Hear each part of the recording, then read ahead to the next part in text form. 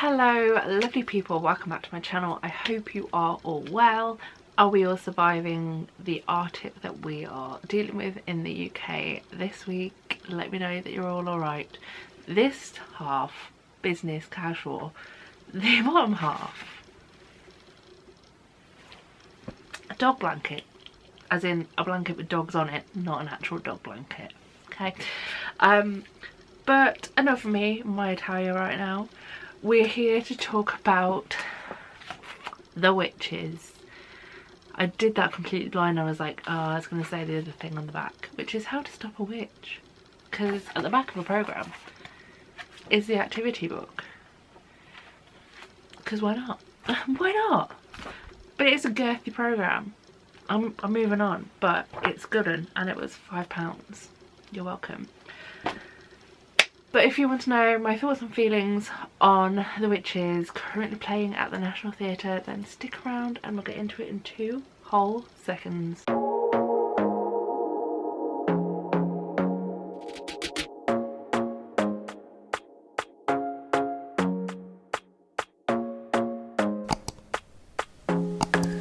So here we go, The Witches. It was a night of various new things, various new firsts. It was the first time that I'd actually stepped into the National Theatre to actually see a show.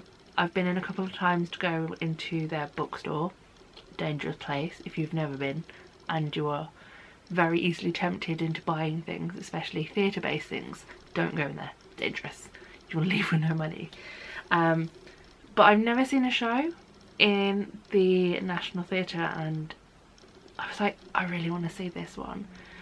And so when the chance to go and see the show came up, I was like, oh my god, yes, yes please. However, the other first is this was my first ever foray, my first ever jump into the world of the witches. I have never read the book by Roald Dahl, which this show is based on. I have not even seen the 2 versions of the film that have been out in my lifetime. I think the first one came out in the 90s and then the more recent one came out a couple of years ago. I've not seen either, so I literally went in completely blind. I can't report how close this show, which has a book and lyrics by Lucy Kirkwood and also music and lyrics by Dave Malloy.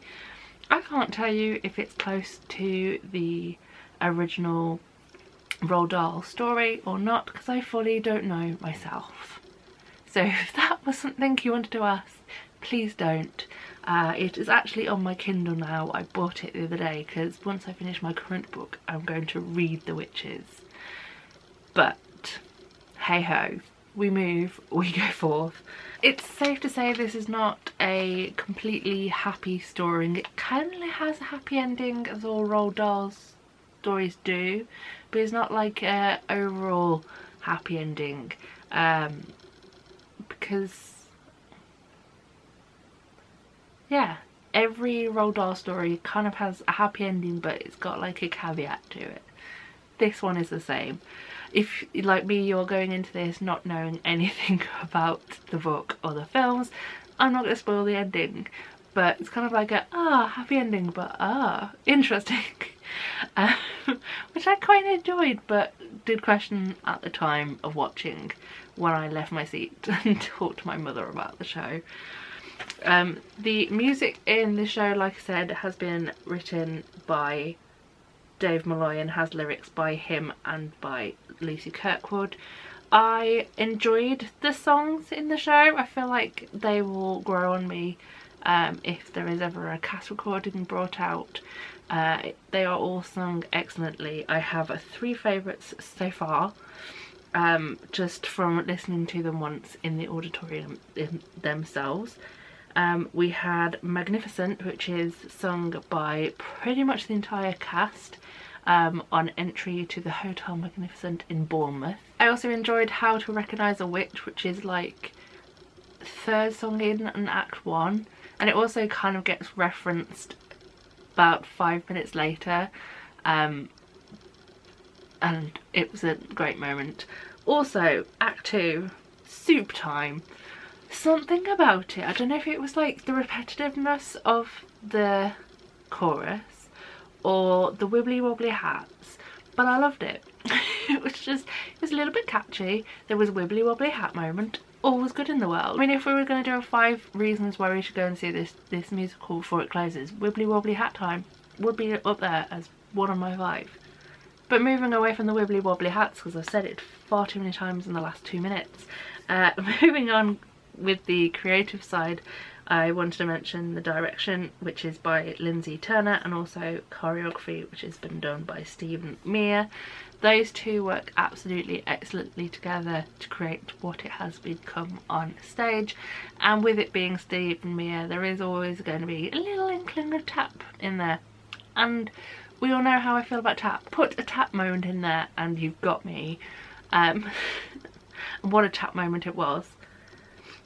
Another duo that I think worked really well was the set and costume, which has been designed by Lizzie Clacken, which is complete with what I can only describe as slightly creepy child-based head masks. I don't know how else to describe it.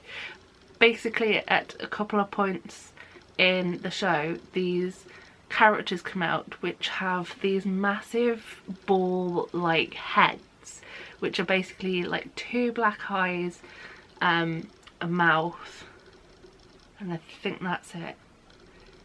Kind of like Coraline vibes, although I shouldn't say that because I haven't seen that film either. I'm terrible with the films.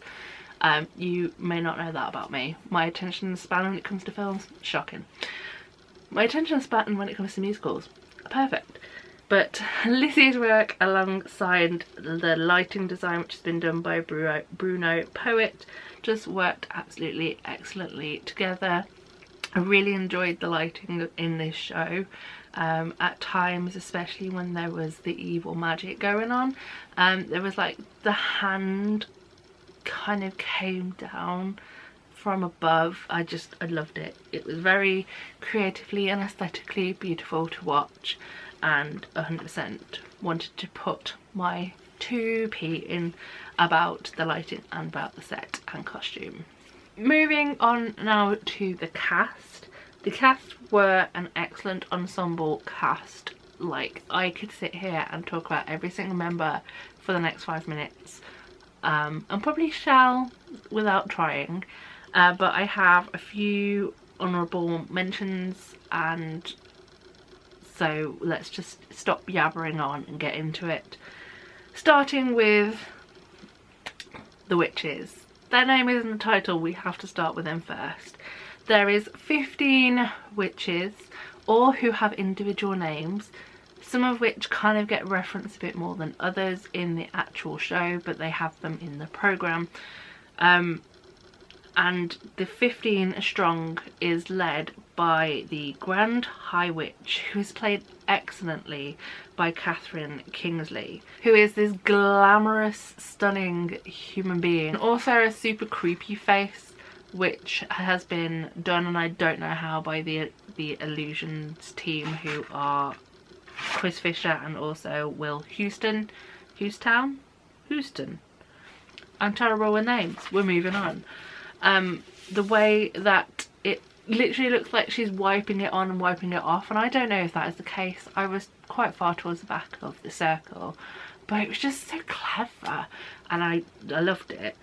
But Catherine as a character, being the Grand High Witch, was amazing. She was so awe-inspiring. I was just like, you're amazing.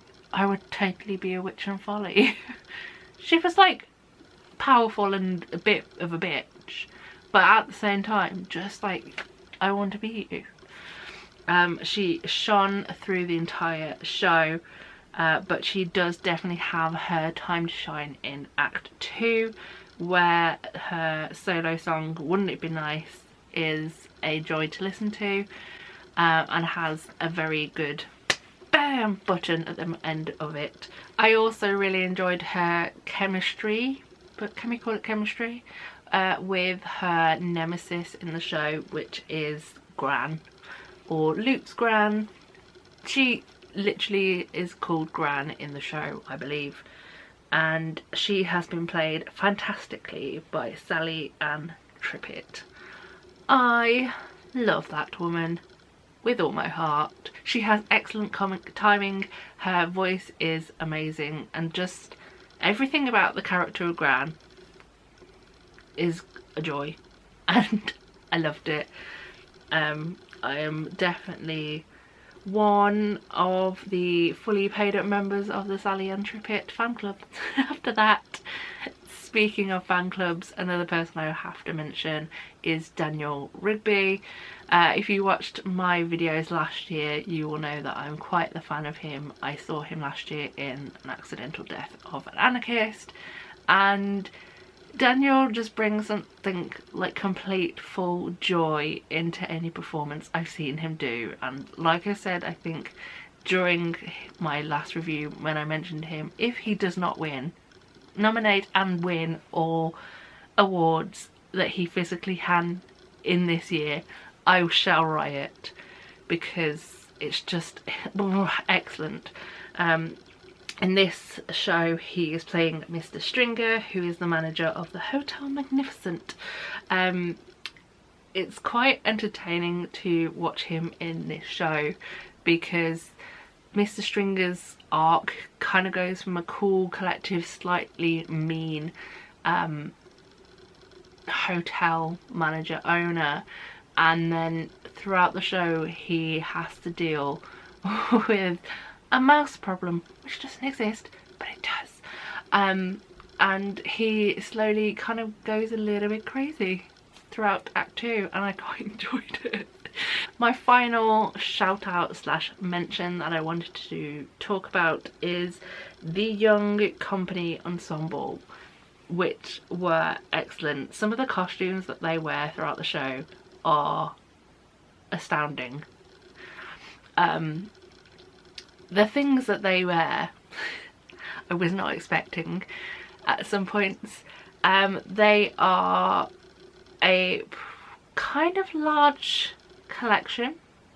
Obviously they're not the ones that are listed in the programme, and also in the free list cast list, which I literally picked up off a table. I presume that they're not all in each show. Obviously usually have teams, and speaking of teams, the Young Company are fronted by the characters of Luke, Bruno and Helga. I am 95% sure that I have the right names for each of my Luke, Bruno and Helga, because I have scoured through the entire programme and every picture that there is any of the young cast in. I've like literally stared into their eyes. Like, do I recognise you, do I not? Because the National are not very helpful and put all the information on pages and then just put pictures on the next page, so you have to literally focus your eyes and check the names and then check back with who plays what. There's my little complaint. But I believe Luke for me was played by Bertie Kaplan, Bruno was played by Kian Eagle Service, and Helga was played by Jersey Blue Georgia. What stars they were. Each individual one out of that trio have a time to shine. Luke is obviously one of the main characters in the show. I didn't actually know where the show was going to go at the end of Act 1, when what happens to him at the end of Act 1 happens to him, but then it made sense afterwards. He was an amazing person to watch throughout the show. Same with Kian, who was Bruno. His tap moment in Act 1 was one of my favourites, and I really enjoyed the character of Bruno, and the sass that that character has was just amazing. And the same with Helga. Helga is mostly used in Act 2. She has one song, which I'm just going to check the programme so I get the name of the song correct. Get Up, of course it was, because Get Up gets used a couple of times throughout the show. Helga, the character, sings the beginning of that song, and the way that it was sung was just stunning. And yeah, Get Up is slightly odd. I'm not going to explain why, because if you haven't seen the show, I don't want to ruin it. I actually really did enjoy my first experience of the National, being in the large Olivier Theatre and seeing this show. Like I said, didn't know what I was expecting to go into, and I was pleasantly surprised. I really enjoyed myself. The only downside for me was that, I don't know if it's because how far back I was sat, but some of the lyrics on some of the songs kind of got lost in translation. Like between them singing them and them coming to my ears, there was just a bit of a clash, which was slightly unfortunate. But like I said, I was in a large room and I was also sat next to two conflicting families and two conflicting family situations, and for the most part I wasn't bothered by them, but occasionally something happened and I was kind of brought out of the magic of theatre. But saying that, it was only a small little grumble. I really enjoyed watching the show. If you watch my last video, you will know that there were a few kind of blackout slash loud noise moments, so if you want to know where they are in the show, then go and check out that video as well. But this show has only got a short life left. It finishes on the 27th of January 2024, so like I said, you've really not got a lot of time left. Just over a week, or maybe just under a week by the time this video goes live. So you need to get your tickets now, and if you don't, you deserve to be squished and squiggled. I'm also very interested to see what becomes of this show after it closes, whether it will become something at a later date like other shows that the National Theatre has recently brought out, whether it will have a Dear England moment and have some time in the West End. Who knows what the future will hold. Hopefully this is not the end though, because it was actually a really enjoyable show to watch. So yeah, I'm going to finish this video here and say thank you very much for watching. I am now going to chuck my blanket back over my body. I will hopefully see you for another video sooner rather than later, but that is it. I love you all lots. I hope to see you next time. Cheerio and goodbye.